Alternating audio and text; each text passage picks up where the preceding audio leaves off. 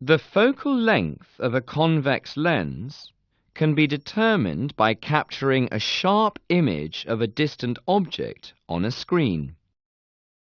The distance between the screen and the lens is one focal length. Try to repeat with a lens which is thinner at the centre, and compare its focal length with that of the thicker lens.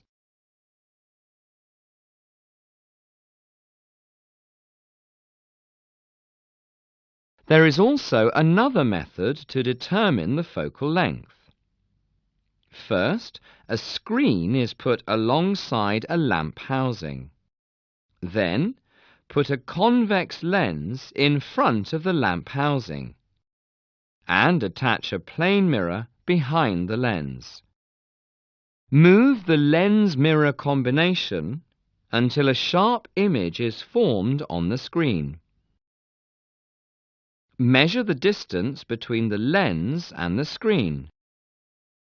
This is equal to the focal length of the lens.